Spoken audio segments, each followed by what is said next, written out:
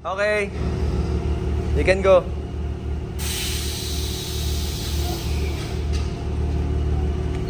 Alright. Hello and welcome to a new video, guys, here at Fitment TV.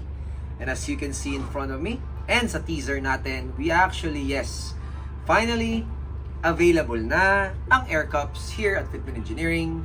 And on this video, we're gonna do a product demo for you guys.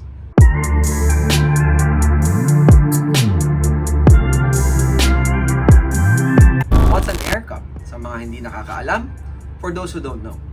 And what's the difference of the air cup between the air spring?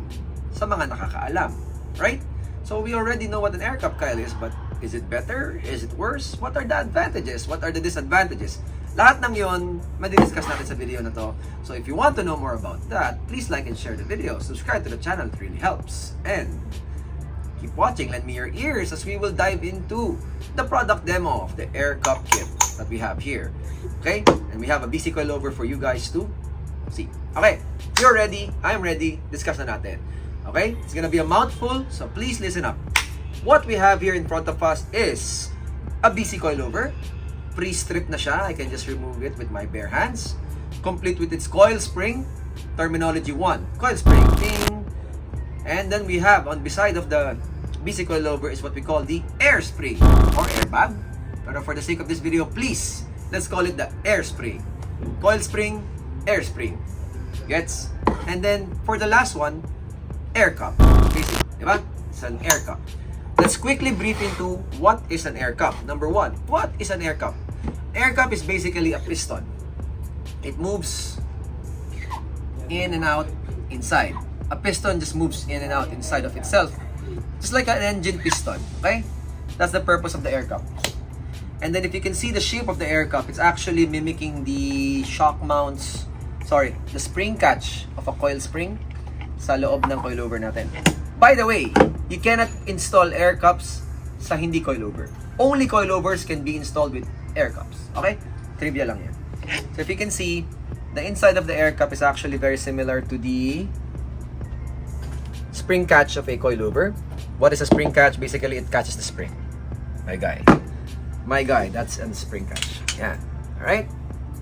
Catches the spring. So it's shaped very similar to the spring catch of a coilover inside. So, ganun siya. So, basically, an air cup is a spring catch replacement. But sometimes, you cannot replace your spring catch because it houses the bearing, the shock bearing, right? So, for this installation, we're going to just put the original spring catch with the shock bearing on top of the air cup. Okay, so we have defined an air cup. What is an air spring? Okay, an air spring is basically similar to a coil spring. A coil spring has a fixed spring rate until you compress it. Okay? The air spring is basically a coil spring with an infinite amount of adjustments. Ibig sabihin, pareha silang spring.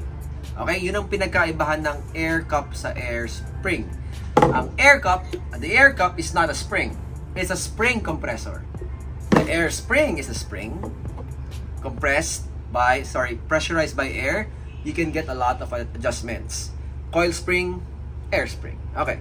So, how do we do it in the traditional way here in Fitment? We actually use air suspension. And this is the reason why we love air suspension conversion than air cups. Okay. The basic way to convert a coilover to an air suspension is basically take out the spring, put your air spring here, lock it in place with your spring catch and your shock mount. And that's it. As easy as that, mako-convert mo na yung coilovers mo. So, the reason why we did not import this for a long period of time is because ang air cup, hindi ka pwede bumabad pag naka-compress yung spring mo. Kasi what will happen is, it's gonna compress it like that, whatever you get it. And what will happen is, you'll be stuck on a stiff damping na ride, and it will just destroy your shocks. And it will actually not be useful for bumpy roads. You can use your air cups kapag magta-traverse ka sa obstacles. Meanwhile, for an air spring, pwede kang bumabad. You can stay at a higher ride height for you to traverse to multiple obstacles. Either the road is bumpy, or there's an obstacle that you have to traverse. So nagagets nyo, in short, the reason why we did not get the air cup immediately is because the air spring or the air suspension can do everything that the air cup can. But the air cup cannot do everything that the air spring can. Nagagets nyo? Do you understand? Ikaw, Brad, do you understand? So, sa mga viewers, okay, tatagalugin ko one more time. Kayang gawin ng air suspension lahat ng kayang gawin ng air cup. Pero, hindi kayang gawin ng air cup yung kayang gawin ng air spring. That's why we just use the air suspension throughout. That's the reason why. Okay, so more on that, another video siguro, no? Probably we can do a battle, air cup versus air suspension, Supra versus Porsche. Tingnan natin kung ano yung advantages in real time. But that's just a quick ano lang yung sinabi ko ngayon. Quick rundown. So, okay, how do you install an air cup? Paano ba yung air cup natin? So, let's take out your air spring. Sabihin natin, ayaw mo na mag-air sus, gusto mo mag-air cup na lang.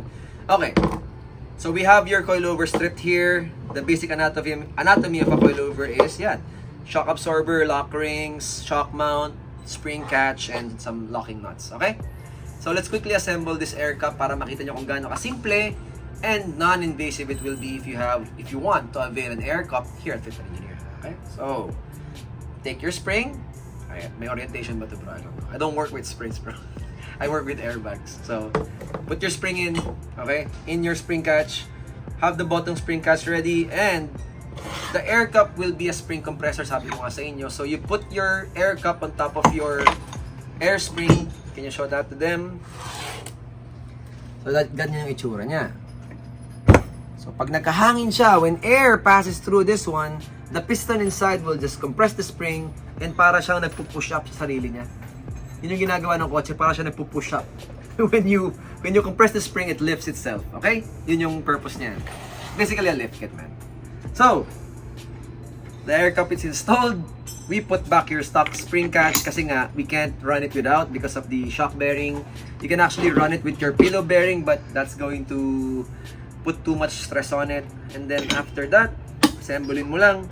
And that's it, Brad. That's the end of the video. Thank you for watching. Goodbye. Sorry, joke lang. So, here it is. An assembled air cup with your BC coilovers. And that's how simple it is. Okay? You just basically put a spring compressor sa loob ng coilovers mo. And that's an air cup. A spring compressor that can be installed for half the price of an air suspension. If you're looking for an airlift kit that doesn't cost our SRP, or gusto mo ease into it, you want to ease into it. Why? Because the stuff that we can use for your air cup can be passed over to your air suspension in the future. Let's say, Sir Kyle, I just want a lift kit. Ikaw, Dave, I want a lift kit, but I don't have the budget yet. Can I just get the air cup and then slowly ease into it? Can I use my pumps na gagamitin sa air cup? Yes. Can I use the valve na gagamitin sa air cup to your air suspension? Yes. How about the hose lines? Yes, magagamit din. So the air cup is a good entry level for air suspension. Yun yung maganda sa air cup. Whatever you will be using on your air cup, of course, yun nga lang, tap on your air cup. Or we can sell it. It's up to you. You can sell it as well. So, yeah, that's it. So I think the best way to proceed this video is to install this to the Porsche and do some tests, diba? We'll probably make a new video to further dive into the air cup kit. But if you watch throughout, thank you. Medyo one take wonder to, and I really wanna test this na. By the time you watch this video, na-test ko na, pero I wanna test it now. So ngayon, yeah, join me as we install this. The Porsche's outside. Let's actually install the air cup kit and route it up, put some air on it, make the Porsche lift, and see you there. Let's go. So the Porsche's actually just outside while we were talking. Nakakabit na yung rear, which is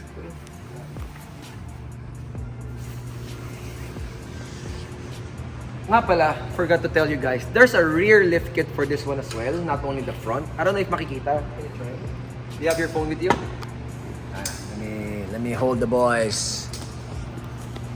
So ahead of time, we already installed the rear air cup kit. And now we're just gonna install the front air cup kit. And the boys are actually installing the other side na. Okay, can you hold this? Kamusta dyan? Okay na? So, we're gonna install the other side. While we were actually taking the video for the intro, they were already installing the right side. So we can proceed to install the left side and probably just drive it out. Probably mag-film ako for the testing some other time. Probably tomorrow as well. Pwede yun. So if you can see.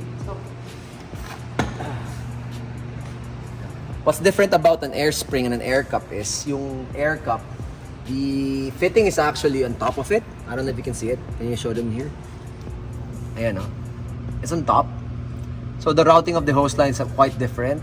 And you may see na, oh, bakit ka naka-roll yun ng ganito? We're gonna use this car for air suspension soon. So more hose line is good.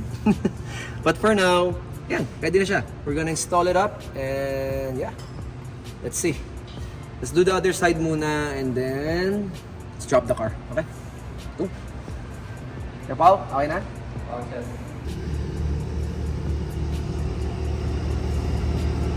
Okay. You can go.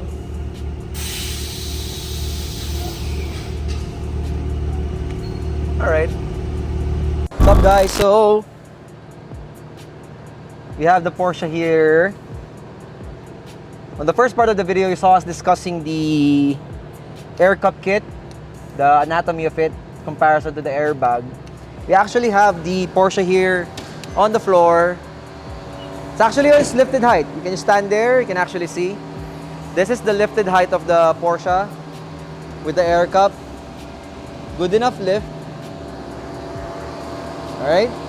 I actually drove the car to Bataan using the air cups. Let's actually drop it for them to see. Baba natin. So, drop natin yung car ngayon. So, let's see. Did you get that? Okay, so the downside is, for this system is, we don't have a tank for it. So, it takes some time to lift. Can you show him? So, I'm engaging the pump right now. You should see the front lift up first. And then the rear. Because the hose line has to go through the front to the back for the car to lift. So it's a bit slow kasi it doesn't have a tank. I'll show that to you guys in a bit. And we're gonna drop it now. Alright, sorry the radio turned on. Anyway, you actually see the system here.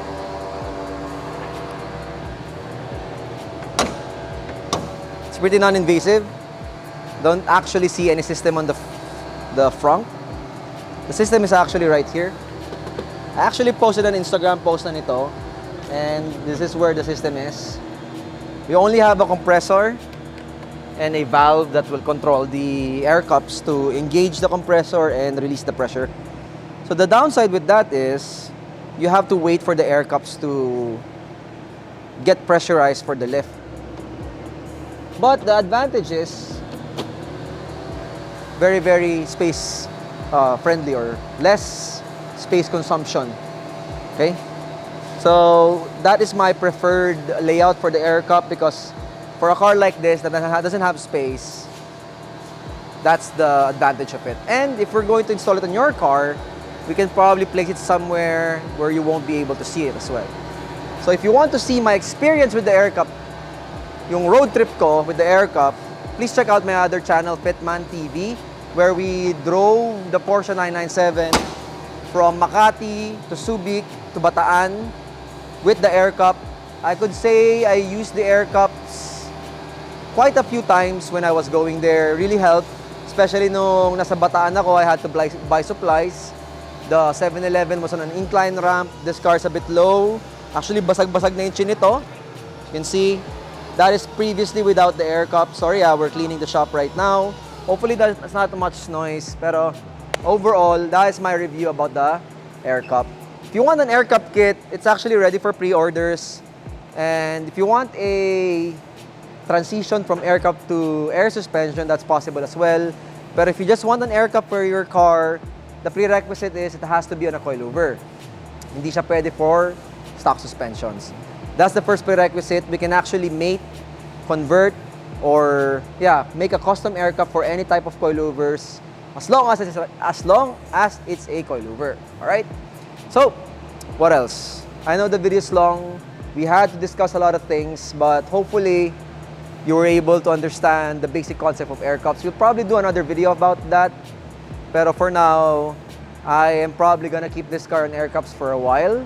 I have the Supra on bags. I have this on air cups. So we have two demo cars right now. Air cup 997, air bagged Supra. What else? Yun lang naman. It was a solid experience. I was able to use the car without worries about lift. 4 fingers. Ride height na nga pala ngayon is 2 from the initial 4 kanina. I could say 1.5. It's a bit masikip here. 1.5 or 2, whatever.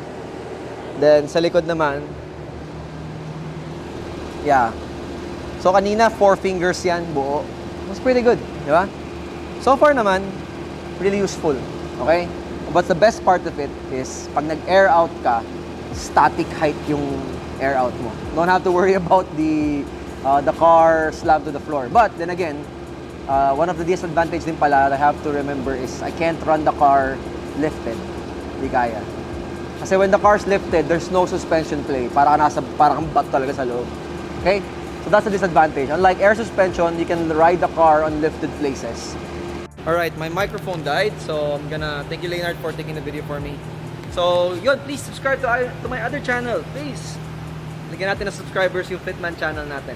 The video that I made with this car on that channel is called The Joy of Driving, because I really love to drive. It's my form of therapy. Keeps my sanity in check. So, microphone's dead. Speaking a bit louder. Please check out that video. I have put so much time and effort for that. Subscribe to Fitment TV right here. And of course, if you haven't subscribed yet on this channel, please subscribe to Fitment TV. We do air suspensions here. We do wheels. We do custom builds as well. We go out of the country. We go out of Luzon to bag cars as well. So if you're new to the channel, welcome. Happy 20,000 subscribers nga pala sa atin. And what a celebration to do. It took me 3 years to get 20,000 subscribers. That's going to be it for now. Hope you like this video with the air cups. And yeah, see you guys in the next video. It's been Cal from Engineering and you're watching Fitment TV. See you on the next video. Bye-bye.